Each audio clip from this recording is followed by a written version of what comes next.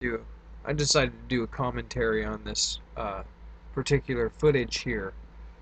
Um, right here, I want you to take a look at this amazing piece of footage. Now, in my career of looking at this type of footage in the last 20 years, I have never seen footage of an alien that I deemed real or even suspected might be real.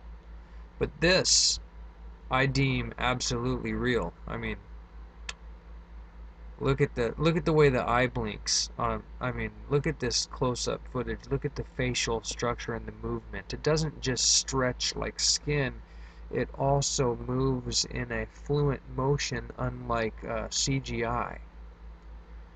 And what you have to understand about that is the only way to duplicate this kind of fluent motion in CGI is to put them you've probably seen an example of someone in the studio in a black suit with these uh, little dots on their knuckles, and you'd have to have the dots on the eyelids of something blinking like this to track this movement. Otherwise, it would be completely robotic like movement because you would have programmed it.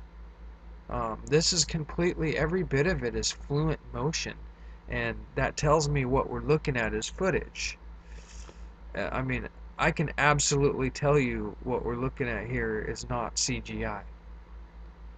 I mean, you look across the forehead, there's way too much three-dimensional characteristics here. Of we're actually looking at footage film of a three-dimensional, I mean, character. There's just no way around what we're looking at here. And on top of that, to think that this is some kind of magnificent suit or anatomic doll is absolutely unbelievable. Look here, we got the hands. Like, look at, they move. I mean, look how long the thumb is. And again, this is footage. You can see the texture of the wall behind. You can see the three dimensions. I mean, everything. I mean, look at the shadowing.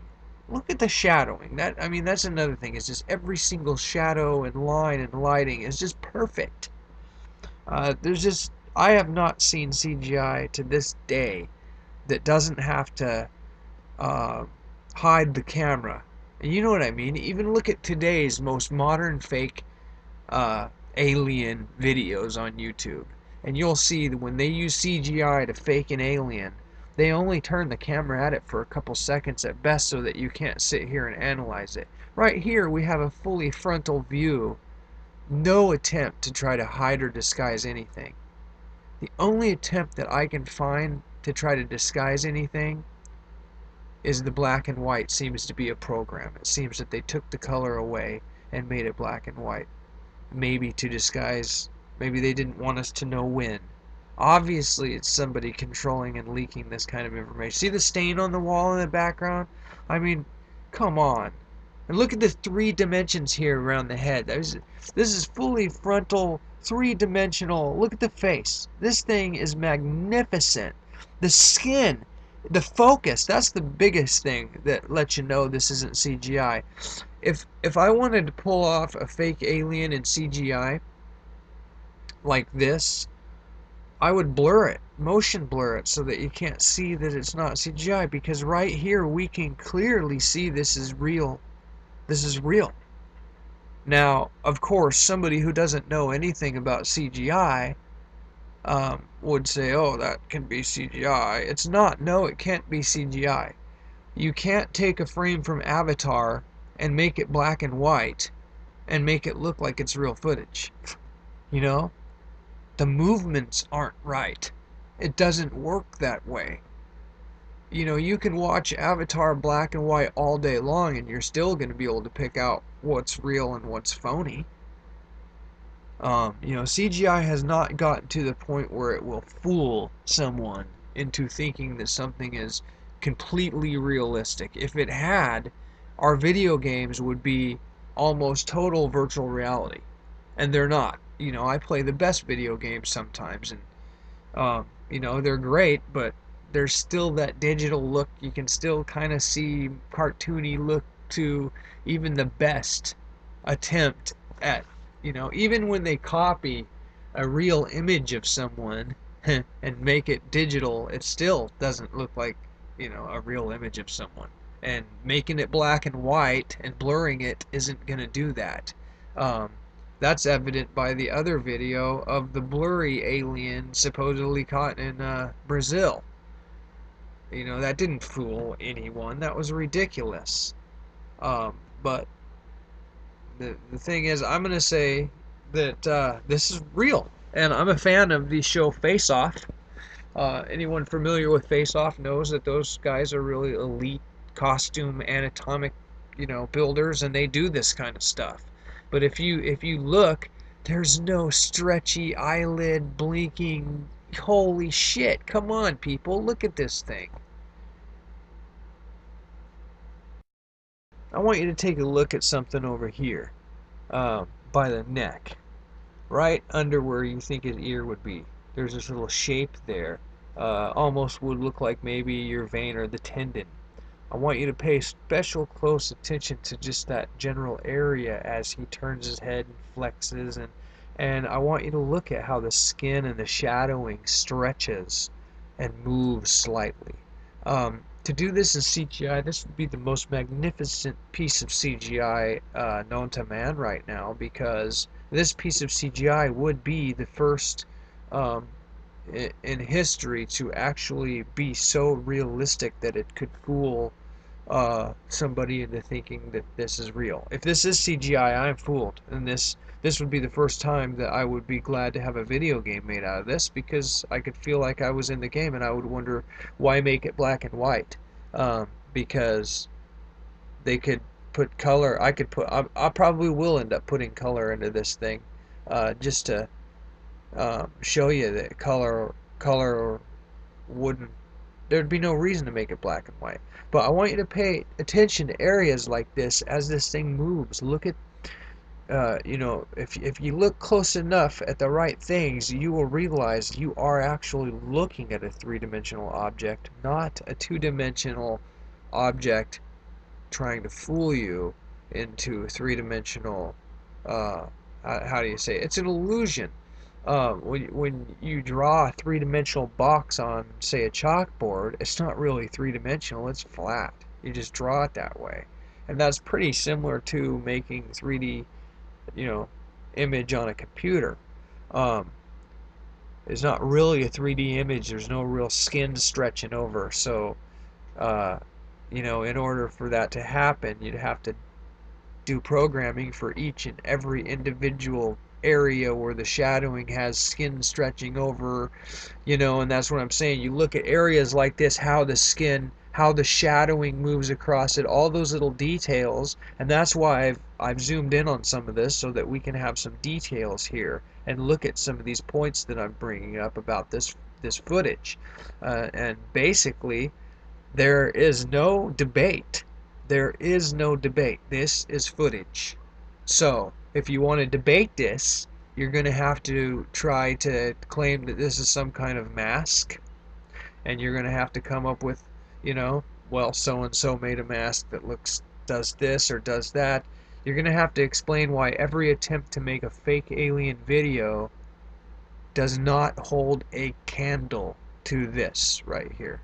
This is what I believe part of the soft disclosure that's been taking place in the last 3-4 years. This came out in 2011, I believe, right before 2012, and I could be wrong. I think this could have come out in 2012, 2011, 12, and I'll tell you what. Somebody covered up some things, like they made it black and white. That flash is timed so you can tell it's software made to duplicate black and white. So they wanted you to think that this footage was older than it really is. It could be somebody who leaked it trying to hide their tracks. There could be a variety of reasons they would make it black and white to cover the age of it. But that's the thing, is at least we know making it black and white is possibly to cover the age. Um, and it would, if it weren't for that one little slip of color in it. Um, so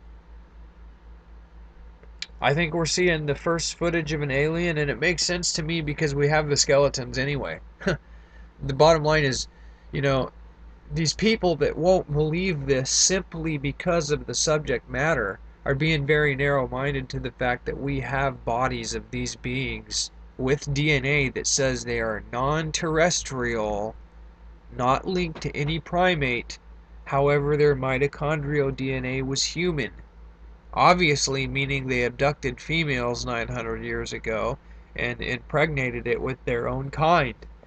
Uh, we're doing that today.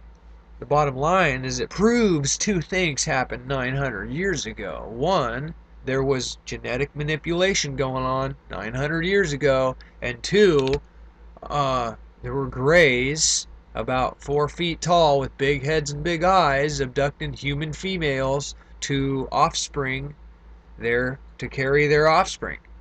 That was reported in the last century. Thousands and thousands of people reported that very thing. And sure enough, we find skeletons. Now, we have this footage that looks real, and everybody's trying to say, well, it can't possibly be real. Why not?